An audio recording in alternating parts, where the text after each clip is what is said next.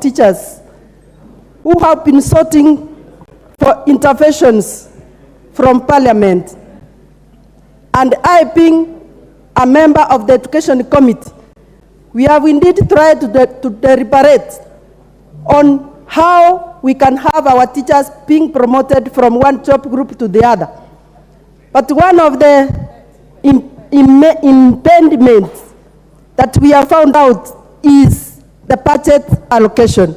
I want to urge this House, as we appropriate money to different sectors, let us this time put more finances to the Education Committee so that it can help in this sector of promoting our teachers. So I am supporting, because I'm one of the teachers, and I know how much they are suffering, how demotivated they are, and these are the people who are at the base of the development of our country.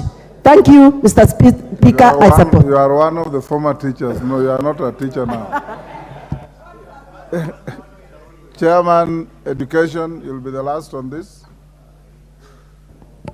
Thank you, Mr. Speaker. Mr. Speaker, I rise to agree with the petitioners and most thank the chair, the Kupet chair, the member of Parliament for Emuhaya. Teachers have actually stagnated. Having served as a teacher one time, I want to say that there are some teachers who have stagnated as many as 15 years in one job group. 10 years. In the last financial year, the members of the Education Committee managed to squeeze out to get about 1 billion shillings, which was a drop in the sea, to assist about 20,000 teachers to be promoted. In fact, what the petitioners are asking, 1 billion is quite little, noting that thousands have stagnated. And the current population of teachers in this country is about 400,000. So we really need money that in the subsequent budgets or any other budget-making process, these teachers need not less than 3 to 4 billion shillings for them to be promoted adequately and be compensated enough. I thank you and I support. Thank you. Members, the petition is committed to the Public Petitions Committee for consideration and to report back within 60 days. What is out of order, Bowen? Thank you, Mr. Speaker. I don't wish to comment about the petition, Honorable Speaker. I've already committed the petition. But I just want to ask Mr. Speaker, this petition will be committed to the Petitions Committee. It's already been committed. What is the relationship, or what is the role of the Departmental Committee, Honorable Speaker, given now in our standing orders we have a committee which is supposed to deliberate on that petition, and again, in the Education Committee, Mr. Speaker, as the chair of Education, Mr. Speaker, and the Education Committee, they have an information which can help. It's not only on the Education Committee, Mr. Speaker.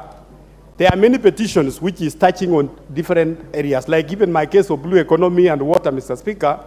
If there is a petition to do with water, Mr. Speaker, and I have an information as a chair, because maybe in one way or another we have allocated some money because of that project which I was told, or something like that. What is our role as departmental chairs or the departmental committees in relation to petitions? Mr. Speaker, I think it is something you need to rule out so that we as departmental committees, we can help in a way with some of these many petitions. Thank you, Honorable Speaker. You know, Honorable Bowen, your standing orders say that public petitions be committed to the Committee on Public Petitions. As a good citizen, whether you are a chairman of a committee or not, if you have any information that can be helpful to the prosecution of the petition, you are at liberty to go to that committee and assist the committee in bringing a better report to the House. Thank you. Next. Yes, Owen? On the same matter? The guy who took my name and added a B on front, I just want to say that now that our standing orders allow that you can have a joint sittings of committees. Why? Because of the gravity of this matter and the sensitivity with which it carries, and that the Education Committee is well versed to matters of how much budget is allocated and the progression of teachers and all that. I request you, Honorable Speaker, if you may see fit, that you allow that the Committee on Petition does a joint hearing or carries a joint mission on this matter. It will give credence to what the kind of report that we will get. I request you, Honorable Speaker. The request is declined. Next. Order number 5, papers. Order number 6, notices of motion. Honorable Moses Kirima. Yes, Speaker. I'm ready, Speaker, with the motion. I wish to move the motion on... You are not moving any motion. You are giving notice of motion. Yeah, Speaker,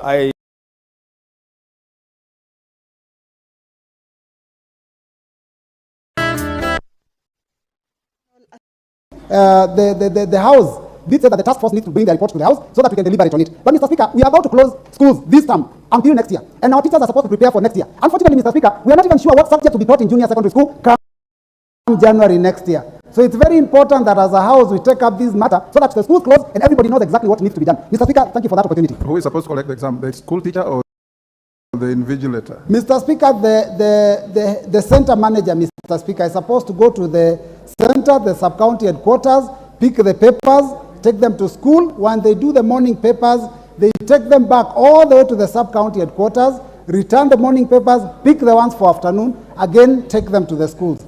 So it's a major challenge, Mr. Speaker. Merely, before you respond, honorable members, the matter raised by the Honorable Robert Mbui for order members. The matter raised by the Honorable Member for Kadhiani came up in the House Business Committee. And the House Business Committee gave him leave to raise the matter on the floor. If what he's saying is true, then it must be a source of concern to all of you. And we need the Chair of Education to explain to the House, because the integrity of examinations cannot be compromised under whatever circumstances. And Honorable Meli, if what we were told in the House Business Committee is true, then it is not right that a head teacher is also the manager of the examination center of his own school. That is not what used to be in the old days. There was an invigilator from a different school to come to superintend over the examination to avoid the temptation to cheat. Secondly, there are some areas of this country, like North Horr, where from one school to the center where they are to pick the examination is probably 300 kilometers. So how do you expect the head of the center to pick exams in the morning, take them back, and then pick the afternoon papers and bring them to school again? There are also areas that are bandit prone that you must be careful about, like McLeod's constituency.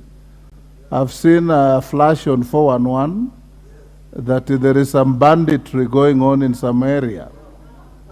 So if you have areas like those, Honorable Meli, remember that the children of this country, whether they are in Kilimani Junior Academy or in Turbi or in Todonyang or in Horoholo, wherever, they are children of this country, must have the same treatment in terms of examinations. So before you give the House your assurance, I'll give 3-3 on either side or 4-4 to make comments on this very important matter. It is something that as a house, you need to be on top of things so that the children who sit for exam, those who pass must pass fairly, those who don't pass must fail fairly. Murugara. Thank you very much, Mr. Speaker. Mr. Speaker, it's of great concern, especially the issues that have been raised by Honorable Mbui. Comparing with Meli, let him listen to what. And these are the issues actually we have received from our various constituencies. That every time the Kenya National Examination Council does change formats of delivering examinations, as a result of which we are told the exam has been stolen. This is shameful.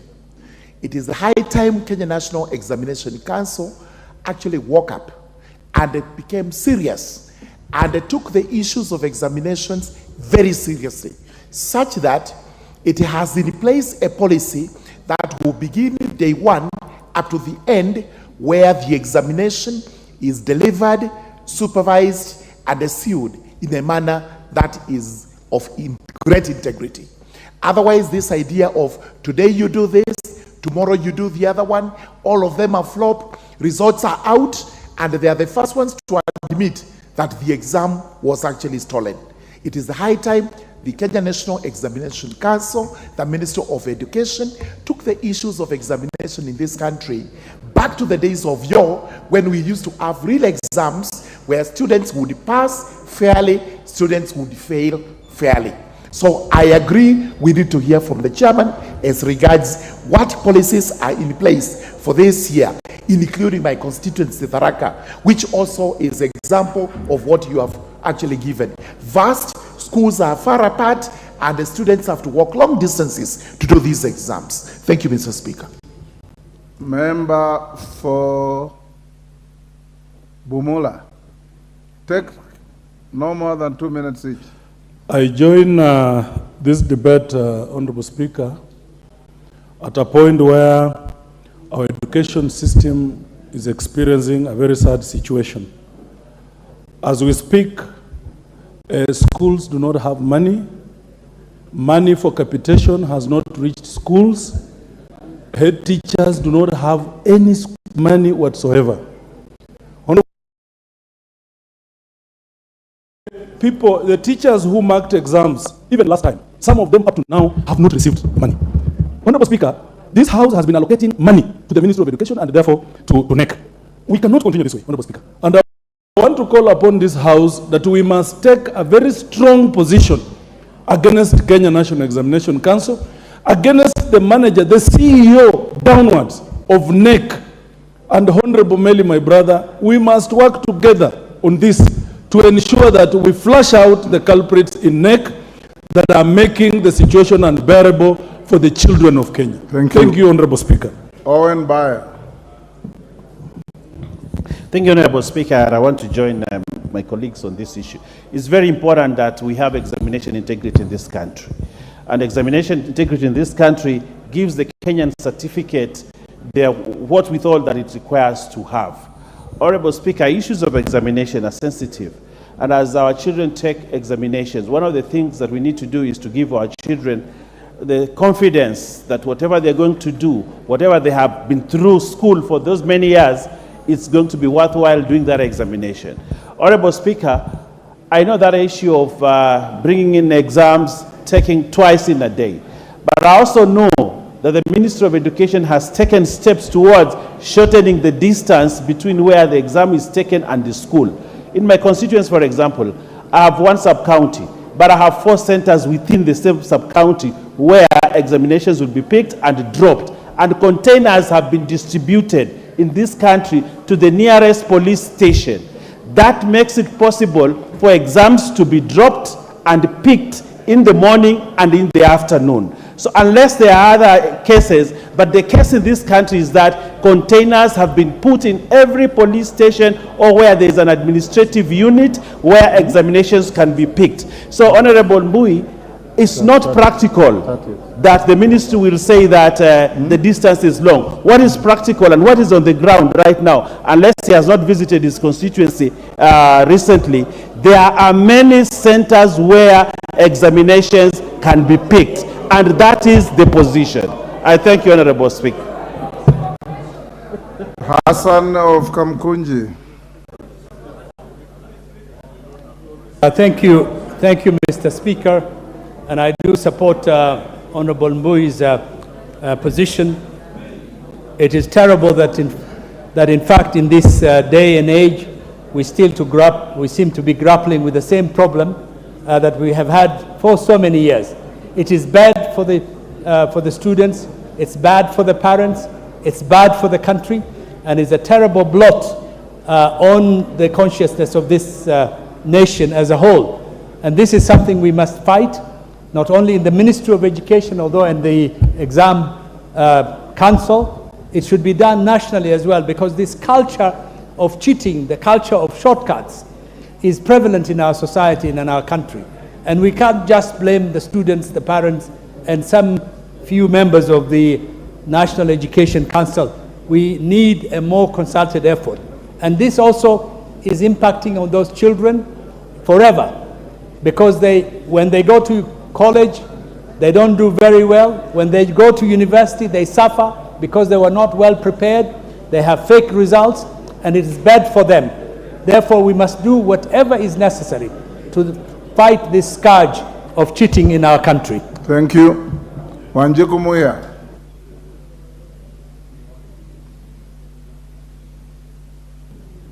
Thank you, Honorable Speaker. Matters of examination are serious matters. And Honorable Speaker, what our Deputy Majority Leader has alluded to is correct but not practical. Honorable Speaker, I may give an example of my own constituency. From the one sub-county to where is said it's the middle, unless the exam is taken by border. There are no roads. The roads are very horrible with these heavy rains. And even in the instances where we have constituencies which are very vast, like the ones you just mentioned, of about 300 kilometers, even if they divide the 300 kilometers by 2, it will still be 150 kilometers to the nearest. Really, the idea is good, but it is not practical, and the NEC and the minister and the whole education fraternity have to retract and revisit this issue within the shortest time possible and supervise the exam that it is done without cheating, but in a practical manner. Otherwise, it is not tenable, and that method is just horrible. Member for Turkana, is it East? Nicholas Gigor. Honorable Speaker, thank you for giving me this chance to give my voice to this very important motion. Mr. Speaker. It's a statement. Statement, I mean. Mr. Speaker, as you have just put it right, this issue of exam management for this year, it is somehow horrible. I have just come from my constituency, and after visiting several schools for their prayer days, that is starting last week to this Monday, last Monday. Mr. Speaker, what I was told by the center's managers, those are the head teachers and the principals, they were just giving what it has been mentioned this afternoon here, that the exam management, it has changed. They will be taking morning exams to the center, back to the headquarters of the constituency or the sub-county, then they take the afternoon exams, then they take it back in the evening after the exams of that day. Mr. Speaker, you have just given an example of some of the constituencies or the sub-counties. Let me just give you a live example of my constituency. In 30 seconds. There is a center called Capedo, which is 150 kilometers from Lokori, which is the headquarters of my sub-county. Mr. Speaker, how can the exam be taken from Lokori to Kapedo, then back in the afternoon? How many hours? And the journey is the journey of 7 hours from the headquarters of the sub-county to that center. How can it be manageable? Mr. Speaker, this issue must be addressed so that... Thank you, Maclap. We are coming to an end. Mr. Speaker, this is a Ministry of Surprises. Surprise number one, Mr. Speaker, is inconveniencing students and teachers in performing their exams. This is a new surprise in town, and we are not even interested in the CEO of NEC. The minister responsible for education must be held accountable. So, Speaker, surprise number two, those of us who come from bandit-prone areas, students are told to leave their school where they have been studying for all these years and go and do exams in another place, an environment that is not known to them, and even how they will eat, how they will survive for the number of days is a problem. Surprise number three, Mr. Speaker, is some of these areas that are very difficult are bandit invested, as you say. So, Speaker, as we even talk now in some school, Kabindasum, bandits are actually marooned GSU officers.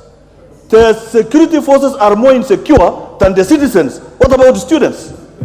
Mr. Speaker, this Ministry of Surprises of even using regulation to introduce changes in education is a problem. The surprises in the Ministry of Education, Mr. Speaker, must be fixed by Parliament so that there is order in the education system and our children will be able to do exams that has quality and integrity that can earn a name in the future of Kenya. I'll give 2-2, then we end there. Member for Narok North, Mama Agnes Pareyo. Thank you, Mr. Speaker, for giving me this opportunity to support the statement. Examination is a serious issue that we need to look into. And cheating, lying during examination is an issue that has been going on for a long time. And it is time that we need to deal with it once and once for all so that we can give certificates to those who have worked for it. And saying that exams will be transported twice a day in some areas like my constituency, where I have 6 wards and the roads are impassable. I don't think that those exams can be transported twice in a day and still reach to the schools at the right time. So I think it is time that the Ministry of Education look into that issue, because even giving one person who is a manager to have or to get hold of this exam with a boda man alone, I don't think that the exams will be really fair. And these exams are supposed to reach to the students while nobody has interfered with it. So it means that by the end of it all, there are so many people that will interfere with these exams and the exams will not be secured. So I think it is an issue that we need to look into. Thank you. The last one, Mwalimu Mboko Milemba. That is the end of that story. Thank you, Honorable Speaker. Speaker, the center of everything that has been said is the teacher. The person whom you have heard being mentioned as the center organizer is actually the head teacher or the principal, and is basically the teacher. And in the event anything happens wrong, Honorable Speaker, that's the person who is punished, is addicted, and currently he's actually dismissed by the Teacher Service Commission. Honorable Speaker, even now, the people who have been invited to go and supervise exams have been invited forcefully. Ordinarily, they are supposed to actually apply and get there. But now, teachers have been given letters, and they don't want to go and supervise. So we shall still have a problem on supervision. But finally, because of time, at the center of all this is also lack of money in the schools. Because the practicals require money, and there's no money in the schools. The last tranche to be sent was a long time ago. My advice is this. that because exams are more important in this country than the economy sometimes, unlike America, where they value their economy more, could the Honorable CS for Education be given time to come to this house before we close so that he gives confidence to these members and Kenyans that exams will be clean? Otherwise, we shall have the same case we had last time when one school got all the A's and others got nothing. Thank you, Honorable Speaker. Honorable Melly, the chair of the committee. Do you have the facts with you to respond now, or I give you first thing tomorrow morning? Thank you, Mr. Speaker. Mr. Speaker, I wish and do you have capacity to speak on behalf of the ministry? No, I cannot speak on behalf of the minister. I will request that I ask the minister to give me facts I can table before the House tomorrow morning. Thank you. Honorable Deputy Speaker, you are the one who will start the House tomorrow as always. The first shot you'll give to any member is to Honorable Melly to bring a statement from the minister to assuade members and the public from the fears being exhibited so that we don't deal a psychological blow to our children who are going to sit exams so that we can encourage them to go and face exams with courage. And on your behalf, my own behalf, I want us to wish all the students who are going to sit exams in the country the very best so that they can all come out with good results to transition to the next levels. Thank you. Next, as we go to the next order, yes, Kaluma? Not on the same issue? I can't raise the same issue, Honorable Speaker, after your wise decision. Maybe I would have just wished that because tomorrow we are meeting the cabinet secretaries on the plenary, it could be an issue that may be raised with the office, with Melly, if the response is not satisfactory in the early sessions of tomorrow. But Honorable Speaker, I'm standing before you under Standing Order number 131 of the Standing Orders of the House. Honorable Speaker, that provision permits a member to stand before the House rises to go into the committee of the whole House to address the issues therein. The issue, Honorable Speaker, is that that standing order provision empowers you as Speaker and gives you discretion. Honorable Kaluma. Yes, Honorable Speaker. The order has not been called yet. I thank you, Honorable Speaker. Yes, so you are actually anticipating debate. I'm sorry, Honorable What Speaker. I suggest you do is once the order has been called and the Speaker has left the chair and you go to the committee of the whole, the chair of the committee will give you the first bite to raise the issue you are raising. I thought, Honorable Speaker, that the issue can only be dealt with by the substantive Speaker, not the chair of the committee of the whole, because otherwise the chair would have to return to your seat to... Okay, let's call out the order. I'll hear you. Yes, sir.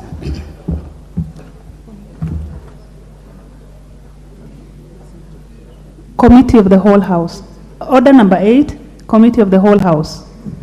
Honorable members, before the Speaker leaves the chair, we'll give Kaluma 2 minutes to prosecute what he wants to prosecute. I also want to encourage you that this is a bill that is literally precedent setting. The committee has proposed amendments to each and every clause, including the title. Ordinarily, I would have advised them to bring a wholly new bill. But since we have reached where we are, I have acceded to the amendments to be walked through. Honorable Pukose and his group are going to prosecute for a long time, I believe, amendments to each and every clause, including the title. And I hope that you will have the stamina and the time, because this is an extremely important bill in the health sector of this country. Can I hear Honorable Kaluma? Honorable Speaker, you partly prosecuted the matter I wanted to raise with you. Honorable Speaker, this is a very important bill.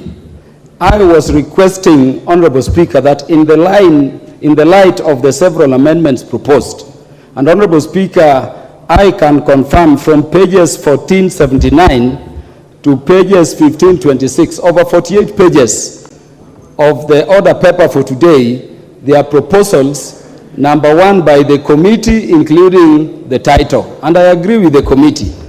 Then there are proposals by several other members. I see Irene Mayaka, Honorable Peter Sowino, I'm seeing Honorable Dr. Nikal. Honorable Speaker, the provision of Standing Order number 131 empowers you to direct that where there are more than 10 amendments, those matter or the bill itself can be referred back to the relevant committee, which will be the Committee on Health for Harmonization. Honorable Speaker, this is what we call winnowing.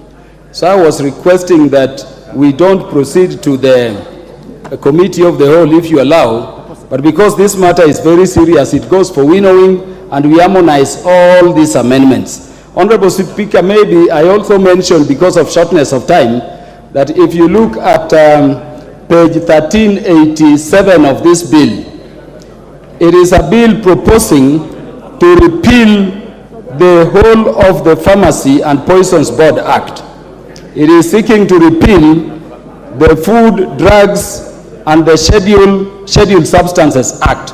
Both of those statutes are being repealed in terms of the whole act in whole. It seeks to repeal section 16, 17, and 18 of the Narcotic Drugs and Psychotropic Substances Act. I've looked at those acts, Honorable Speaker, it is seeking to repeal. I've also looked at the sections of the various laws it is seeking to repeal, not in whole but in part. And Honorable Speaker, they are very substantive. It would be therefore necessary, Honorable Speaker, that we go back to the committee, the relevant committee, so that we don't just deal with the bill itself, but also be assured in a way, by way of cross-checking, that the good provisions in the various acts of parliament sought to be repealed, Honorable Speaker, are incorporated herein. Thank you. This is the reason I was requesting for winnowing. I know we need to transact this fast for the reasons the Deputy Speaker has given me, but Honorable Speaker, winnowing even enables expedition. And I was thinking if this were to be directed even tomorrow, then on Thursday we could take the shortest time on matters the House is generally agreed upon to expedite the consideration of this bill at the Committee of the Whole House. I crave, Honorable Speaker. Thank you. Chairman of the committee, what do you say to that? Thank you, Mr. Speaker. Mr. Speaker, having listened to Kaluma, I think you've already given a direction to which this is a very important bill. And this is a bill I started in the 11th Parliament. And we've gone through when the minister, because it is affecting a department within the Ministry of Health, that we have proposals which we have tried to, as much as possible, to accommodate from the government. So I think we just move to the Committee of the Whole House and we prosecute the bill, because that will hasten the process, and I don't think we need to go back winnowing, then we have to reschedule it again for Committee of the Whole House. That will be a longer process. Deputy Speaker. Thank you, Honorable Speaker. I know that I agree with the chairperson of the Health Committee. This bill, actually, in as much as it looks like there is several amendments, the amendments are not substantial. They are restricted to small correction of the use of certain words so that we can be in tandem with the WHO standards. For example, at the titling, it makes sense because the title was the Kenya Drugs Authority Bill. Amending that to say that, to include, I think the new name that they are putting there is the Kenya Health Products and Technologies Regulatory Authority is just to explain what the bill is about. Because, for example, laser treatment cannot be called a drug, it's a technology. So it's just trying to make sure that the bill now is with modern science, where treatment is not by drugs alone, but can also be by technology. It is a more comprehensive explanation. The other amendment, another that I can pick as an example, is the change of the word therapeutic, cosmetic, and is being replaced with dietary supplement. Again, it will become an all-encompassing explanation. And lastly, Honorable Speaker, if you allow me, the other list of definitions are just to put the definitions in alphabetical order. So there is no substantive changes or amendments that are, it's more definitional. In fact, the substantive amendments are only 3, Honorable Speaker. Thank you. So I propose that we proceed. Honorable members, there are some amendments that came to the Speaker's chamber. I think one from Senior Counsel Otienda Molo, from one or two other members, including Honorable Kaluma. I direct that when you get to those amendments, they all be accommodated. Normally, there is a time cut at which your amendments should be brought, but having approved them, they will all be considered. In the event you reach any clause that has competing amendments that are conflicting in nature, the chair of the committee is at liberty to stay that amendment to the next day for harmonization. I don't see any difficulty in that. That's part of our legislative process. So, honorable members will go into committee. Every amendment that I have approved should be and will be considered in the committee of the whole. Will you be upstanding, honorable members?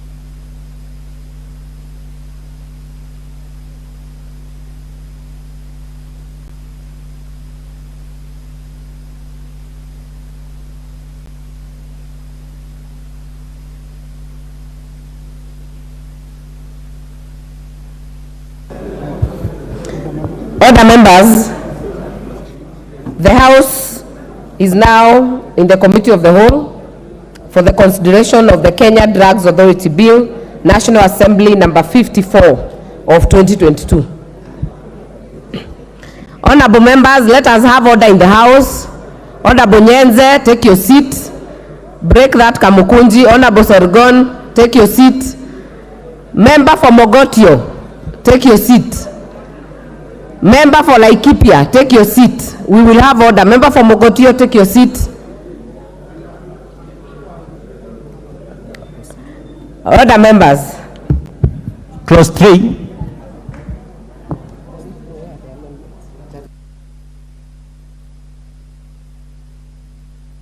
I propose the question that clause 3 be part of the bill. Mover.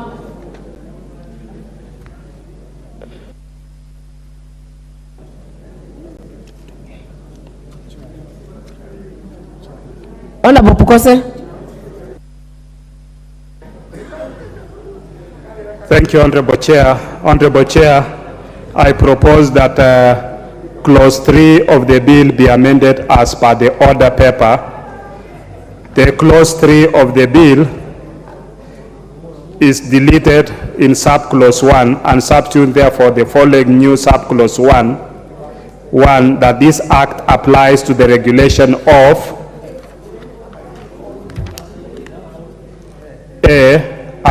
medicines, medical products and technologies, B, medical devices including radiation emitting products, C, radiopharmaceuticals, D, complementary, alternative or herbal medicines, E, cosmetics and borderline products, F, in vitro diagnostic medical devices, G, therapeutic feeds, H, clinical trials, I, nutraceuticals and dietary supplements, J, digital health and technologies, K, scheduled substances, L, chemical substances, and M, biological products for use in humans and the starting materials used in their manufacture. This is to comprehensively cover all aspects in the regulation of health products and technologies.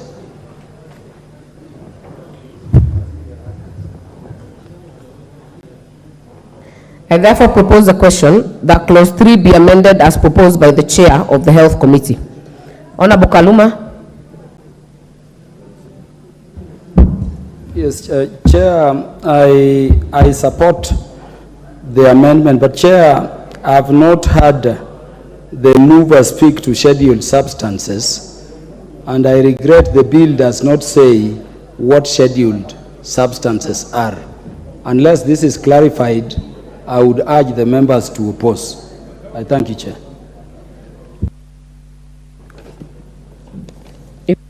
Speak to this issue, put an intervention. Honorable Otiende Amolo, are you on this one? Okay. Chair, do you have a response to Honorable Kaluma's? Thank you, Honorable Chair. Honorable Chair, in A, I'm talking of medicines, medical products, and technologies. What Honorable Kalima need to know is that scheduled substances are medicines. So when we are saying medicines, they are in scheduled substances.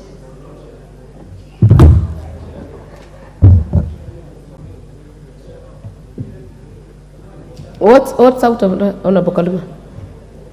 Chair, the mover is misleading the House. The term scheduled substances was clearly defined in the Pharmacy and Poisons Board Act. The question I'm asking is whether scheduled substances has been defined within this bill in the manner it was defined there, because otherwise it is not clear what it is in the bill. Chair. Madam Chair, we are in clause.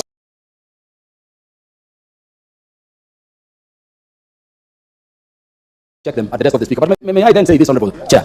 Honorable Chair, may I therefore move, as we wait for that amendment, that you declare clause 7A and B outright unconstitutional and they be annulled from this bill. And I'm saying this, Chair. These clauses say that if you are a member of Parliament, in clause A, and in B, if you are a member of the County Assembly, you cannot be the Director General of the authority being proposed here. Honorable Chair, I'm saying this is unconstitutional under a petition because under Article 260 of the Constitution, a member of Parliament and a member of the County Assembly are state officers. And under Chapter 6 of the Constitution, a member of Parliament and a member of the County Assembly are already disqualified from holding any other position from which they can be in gainful employment. So that this provision flies in the face of the Constitution straight away. That without even amendment, Honorable Speaker, Honorable Chair, I request that this clause 7A and clause B be removed. Lastly, on clause D, Honorable Chair, when you say is convicted, when you are drawing a law in relation to qualifications, this means you'll be waiting for them to be convicted upon taking the job. And so it should be, has been convicted. So if they are not being amended as we wait for our copy of the proposed amendments, Honorable Chair, would you declare them null and void, in which case you don't need to nullify them yourselves, and you put the question, we pass this clause with those amendments. Honorable Kaluma, you know you're trying to bring your amendments through the back, because I've not seen them, but I'll give Honorable Elachi, then I'll give the Chair. Thank you, Chair. Chair, I just want to support that indeed for this House, looking at how members of Parliament have been treated in other appointees, where we made sure we said a member of Parliament cannot be either a commissioner until 5 years, it has really affected many of the members who have left this House. So the moment you bring it in, if you walk into a judge's court and he decides to interpret it in his way, Madam Speaker, you will, any member who is now no longer a member of this House will not get the job. So, Madam Speaker, we must agree in this House that that is a clause that will ensure, it will infringe in very many people's lives who would wish to do other jobs when they are finished being members of Parliament. Thank you, Madam Speaker. Chair Committee of Health. Chair, having listened to the Speaker's ruling, I think the Speaker said there were those who presented the amendments late, and he approved those amendments. And I think they should be with the office of the Speaker. If a member wanted to make a further amendment, the Speaker also said they should also consult the Chair. In D, where Honorable Otiende Amolo had proposed a further amendment that has been convicted, I think that is an improvement to what is there. And in E, is a salaried employee. I think those two amendments, I agree with them. When you look at A and B, this has been picked from the Constitution. And I think whether we use it or don't use it, it doesn't make any difference, because in the Constitution 2010, it speaks of a person shall not qualify for position if you are a member of Parliament or a member of County Assembly or County Executive Committee. So for me, I think I want to agree with the further amendment by Honorable Otiende Amolo on D, if he can move it properly, neatly, and then E and D and E. I would wish that he can move those amendments and then we prosecute it.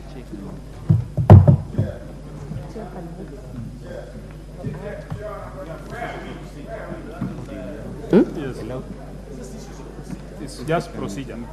Otiende, you can move those amendments.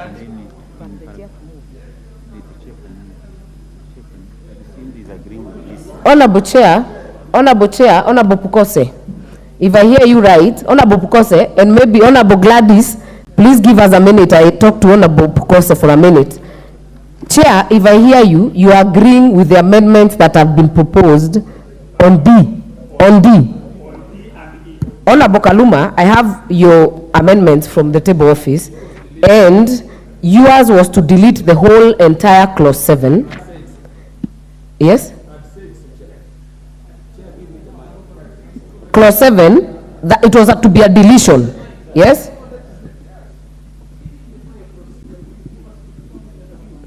Because what I think, Chair, are you agreeing with the amendments that you move as a further amendment yourself? By Honorable Otiende. On D, yes? On D and E. And Honorable Kaluma? Yes. You have the mic. Yes, Chair, I'd proposed, as I said before, the complete deletion of clause 7. But you remember I said, if there is improvement, we may go from deletion to sustaining it. And that is why I was saying, I would support the amendment. It's a give and take at this stage. So if Honorable Otiende moves, Yes. do you support Honorable Otiende's I will amendment? support. Yes. Even the committee. If I will Honorable support. Otiende's amendment is taken up by the committee, you drop yours. Is that what you're saying? I will drop mine, but I will also seek a further amendment to clause 7 by deleting A and B. Okay. And if they don't do that, you will allow me to move it. Honorable Not to delete the whole Otiende. thing, yeah. Further amendment is a simple one. We come to clause 7, B. Instead of saying is, we delete is and say has been. In E, add the word at the beginning is a salaried employee. I so move, Madam Chair.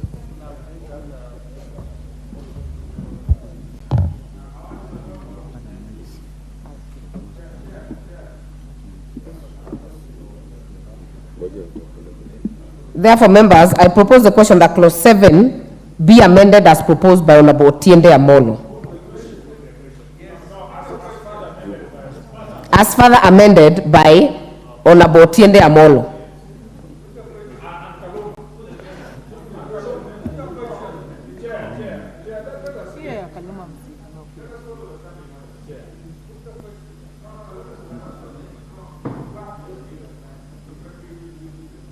Honorable members, there is a leeway for debate at this point, so it's okay.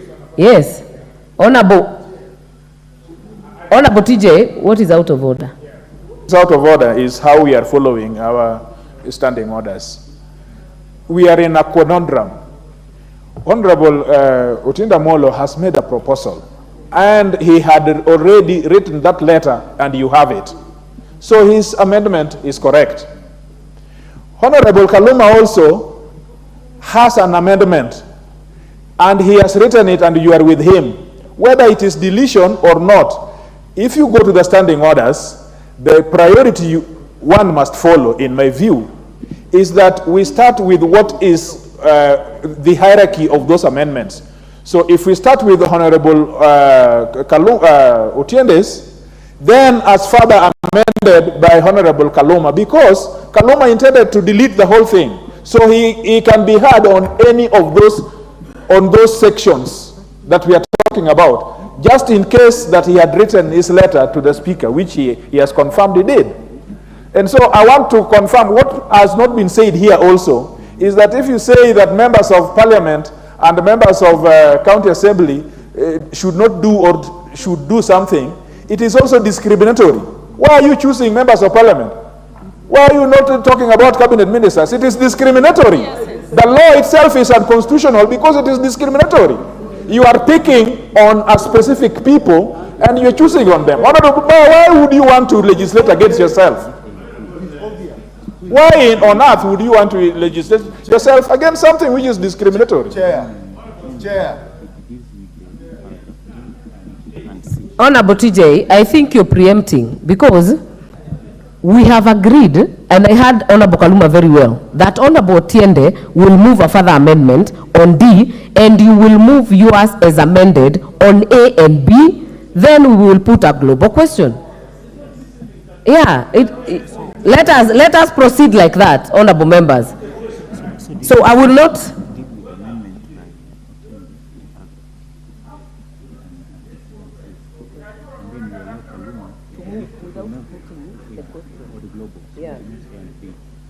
So, honorable members, how we will proceed? I will put the question on the further amendment by Honorable Otiende.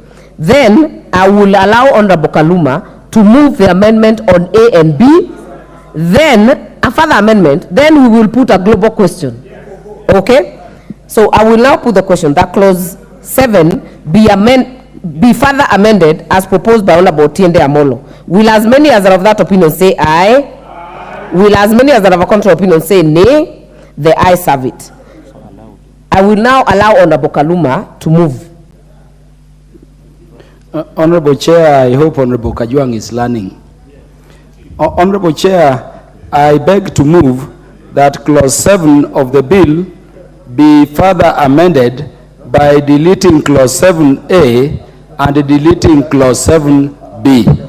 Honorable Chair, I move this this amendment because having clause A and B are superfluous. So, These two offices are already prohibited. You are moving the deletion of paragraph A and paragraph B only of clause 7. Only. Good. I now propose the question that clause 7 be further amended as proposed by Honorable Peter Kaluma.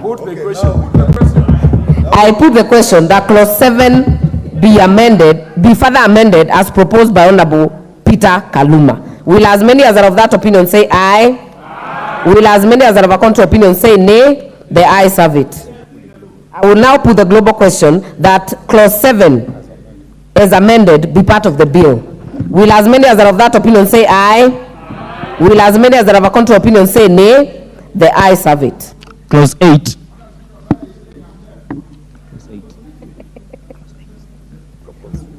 Where is the schedule? It has amendment. I propose the question that clause 8 be part of the bill. Mover. Chair. Honorable Chair, I move that clause 8 be amended as per the order paper. Clause 8A in subclause 1 by deleting the words Kenya drugs and substituting the word therefore Kenya Health Products and Technologies Regulatory. This in line with the name of the board, which should reflect the amended title of the bill and name the authority as proposed for amendment. In B, by deleting subclause 2 and substituting therefore the following new subclause 2, the board shall comprise A, a non-executive chairperson appointed by the president and who shall 1, be a registered pharmacist of good standing with a degree in pharmacy. 2, have at least 10 years experience in the pharmaceutical sector, 5 of which shall be a senior management level. B, the principal secretary in the ministry for time being responsible for health or a representative designated in writing. C, principal secretary the ministry for the time being responsible for finance or representative designated in writing. D, the Director General for Health or a representative designated in writing. E, one person nominated by the Pharmaceutical Society of Kenya. F, one person nominated by the Kenya Pharmaceutical Association. Those are two different associations. One is a degree holders, the other one is diploma. G, one person nominated by the Kenya Medical Association. H, one person not being a governor with knowledge and experience in health products and technologies nominated by the Council of County Governors to represent the interests of counties. I, one person not being a public officer representing consumer protection nominated by the Consumer Federation of Kenya. And J, the Director General of the authority who shall be a secretary and an ex-official member of the board. The composition of the board should comply with the Mongoso Code of Governance for State Corporations in terms of numbers, skill mix, and professional expertise, which should include all relevant players involved in the matters of health products and technologies. In C, delete clause 3 and substitute therefore the following new subclause 3. 3, that the cabinet secretary shall appoint the members of the board under subsection E, F, G, H, and I by notice in the Gazette. The members of the board members are not state officers, and hence their appointments does not require approval by Parliament. It's sufficient that the cabinet secretary notifies the public of the appointments in the Kenya Gazette. Thank you, Madam Chair.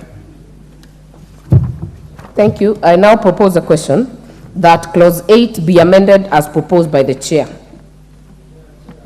Honorable Baya, are you on this? Okay. Honorable Onwatch, are you on this? Chair, mine was on clause 8.7, which is not part of what the chair has proposed to amend. So I would be asking that I be given an opportunity to prosecute on clause 8. Okay, let us deal with the chair's amendment first. Honorable Kaluma.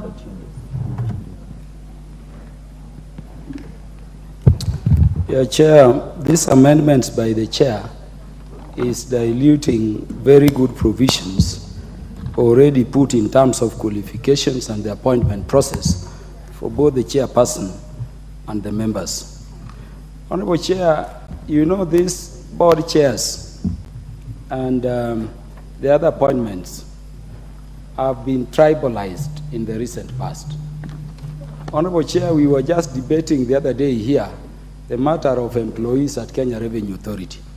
Honorable Chair, you see also what is happening at Teacher Service Commission, where some areas have employed teachers up to those who graduated in 2022, regions like mine up to 203. Honorable Chair, this is why we need, for instance, clause 8, subclause 3, which says when you are going to deal with the appointment of the chairperson and even the members of this important board, and let us agree it is very important, let us subject them to parliamentary approval to confirm that those ideals undergirding public service in terms of the face of the nation and the qualification set are adhered to.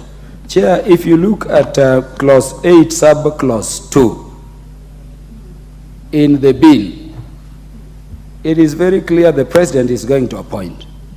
But the qualification criteria has also been set very clearly under A1 and 2. What the committee is doing by the amendments to that provision, if you look at them, is to dilute this qualification criteria. And Chair, just look at them. Do you want me to read them?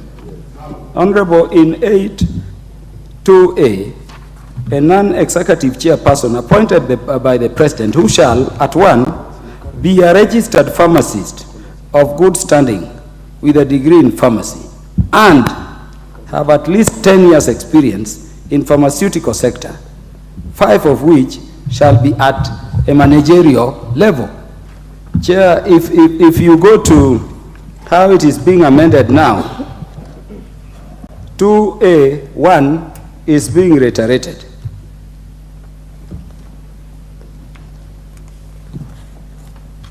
I hope the chair is with me. It is a repetition. And then 2A2 have at least 10 years experience in pharmaceutical sector, 5 of which shall be at senior managerial level. Chair, the question is, what is being amended? Nothing. So you leave the bill as it is. I thank you, Chair. Chair, Honorable Kaluma, if I look at the bill and the amendment doesn't have to be in 2A. There are other sections under 8 that are being amended. Yeah, from B all the way to J. Chair. Chair, my issue is an issue of neatness. If you are not amending by deletion or substitution, you don't need to amend. Honorable Tiende. Yeah. I had proposed amendments which I'll be moving and I've actually shared with Dr. Pukose, and I think we're in agreement. But only on the issue that has been spoken to first. The difference I see in what's being amended, proposed for amendment, and what's there is the idea of approval of Parliament. In the bill as presented, there is the requirement of the Cabinet appointing with the approval of Parliament. The essence of the amendment is to remove that bit of approval of Parliament. Secondly, Chair, when I identify the clauses that are allowed for the Cabinet Secretary to appoint without, it's E, F, G, H, and I. As I see it, those are clauses where other bodies will have nominated the person. So that even if we don't approve by Parliament, the responsibilities for those other bodies. It would actually be wrong for, say, the Pharmaceutical Society of Kenya to nominate their person, then it's brought here, then we reject, So for me, that's why I have no problem with amendments as proposed. But with their permission, Madam Chair, could I move the amendments that I had proposed and it's only in one clause? Not yet, Honorable Tiende Molo. Thank you. In fact, yourself and Honorable Watch will do, but let us prosecute this amendment first. Honorable Makali Mulu.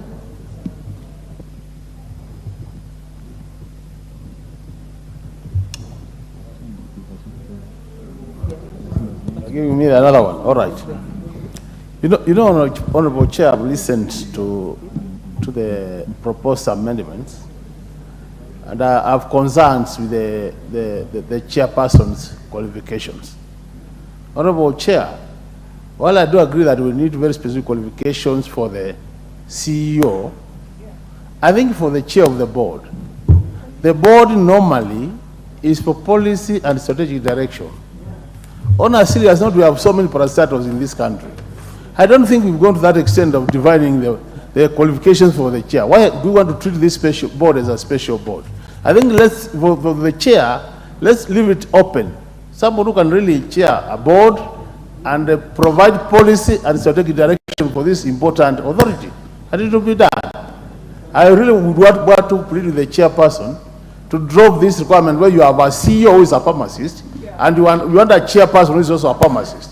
We are going to have a conflict of interest and more so. A lot of, and it's an executive chair, really. Thank you, chairperson.